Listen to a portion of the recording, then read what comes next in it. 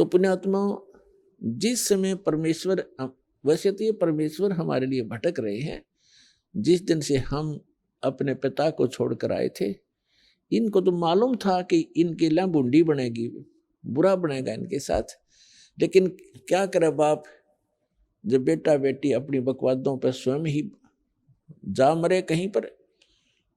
जैसे पुण्यात्माओं, हमने ऐसी भारी गलती कर रखी है, जो हमें सजाएं यहाँ मिल रही है, कुत्ते गधे बना के सिर में कीड़े पड़े, टांग टूट जा, भुगत का मरे, किसी का कैंसर होगी, किसी का बेटा मर गया, किसी की बेटी मर गई, खुद को बुरा हाल हो रहा है। तो ये सजाएं हमारे लिए थोड़ी हैं, जो गलती हम कर चुके हैं।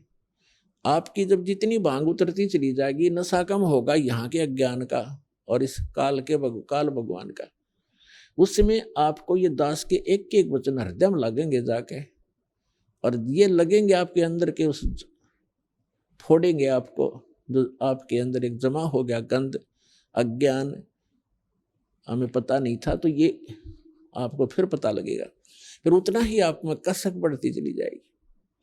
हमने सतलोक में सारे सुख थे, जितने भी नकली संत हैं आज तक का, किसी का इतिहास उठाकर देख लो, वेदों के जानकार विद्वान कहलावें और परमात्मा को निराकार बतावें।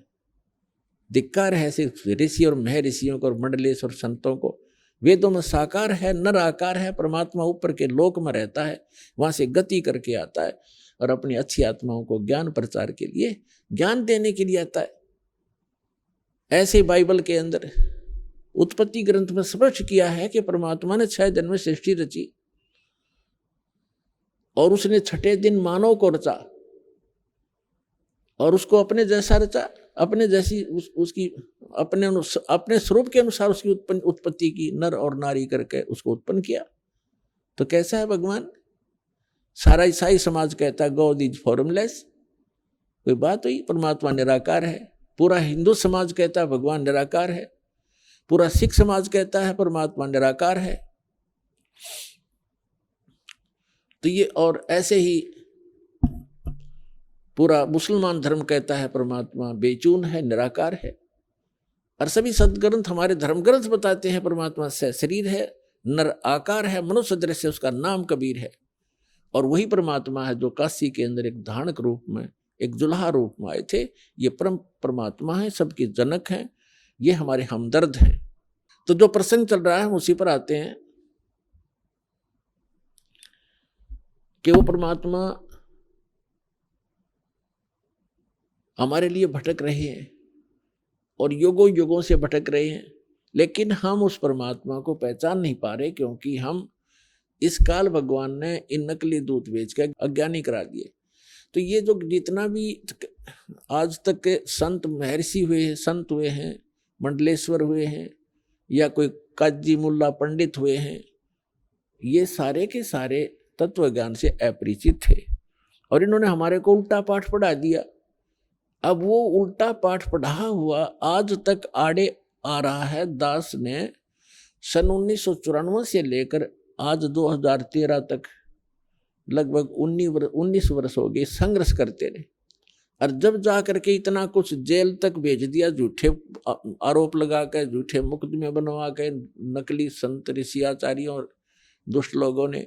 कोई बात नहीं, परमार्थ के लिए हमें कितना भी कष्ट हो, लेकिन हमारा मिशन सफल हो, ताकि विश्व का कल्याण हो, सब प्राणी परमात्मा को पहचाने और सतलोक जाएं। दास का इतना उद्देश्य है। और धिक्कार है उनको, बाइबल के पढ़ने वालों को, जो परमात्मा को फॉर्मलेस बताते हैं, उसका कोई आकार नहीं। ऐसे धिक्कार है कुरान शरीफ के पढ़ने वालों को, निराकार बताते हैं। और सूरत फुरकानी 25 आयत 52 से 59 में स्पष्ट किया है कि वो परमात्मा कबीर है, और जिस परमात्मा ने 6 दिन में सृष्टि रची, 7वां दिन आसमान और जमीन के बीच में जो कुछ है सबको उत्पन्न किया, और फिर तख्त पर जा विराजा। तख्त माने सिंहासन। जैसे हम पढ़ा करते इतिहास में कि दिल्ली के तख्त पर 12 वर्ष की आयु में अकबर दिल्ली के तख्त राजगद्दी पर बैठा। दिल्ली के तख्त पर, तख्त माने सिंहासन, तो ऐसे ही वेदों में लिखा है कि परमात्मा देखने में राजा के समान है, वो सिंहासन पर बैठा है ऊपर के लोक में धूलोक के तीसरे पृष्ठ पर। तो पुण्यात्माओं, तो यहां वही प्रश्न आता है कि गुरु बिन काहू न पाया ज्ञाना, जो थोथा बूझड़े मूड किसाना, गुरु बिन वेद पढ़े जो प्राणी, समझे न सार रहे अज्ञानी। तो पुण्यात्माओं, जब आपको ये ज्ञान समझ में आओगा कि 21 ब्रह्मांड में कोई सतगुरु नहीं है वर्तमान में इस दास के अतिरिक्त, इसको अभिमान समझो, अर्थे सच्चा ज्ञान समझो, और कुछ दिनों में समझ में आ जाएगी। क्योंकि दास ने सभी महापुरुषों के अनुभव पढ़े और प्रत्येक धर्म के धर्म ग्रंथ पढ़े। प्रत्येक धर्म ग्रंथ वर्तमान के जितने भी मार्गदर्शक हैं अपने ही सदग्रंथों से अपरिचित, तो वो खाक गुरु है, गुरु खाक सतगुरु है वह। और सतगुरु से नीचे कोई अपनी जो है ना पोस्ट नहीं बताता, सतगुरु से नीचे कोई बात नहीं करते, सभी बोली श्रद्धालु कहते हमारे सतगुरु हैं। तो सतगुरु का जब ज्ञान होगा तब आपको पता चलेगा कि सतगुरु किसे कहते हैं। तो उसके लिए परिचय कराया जा रहा है।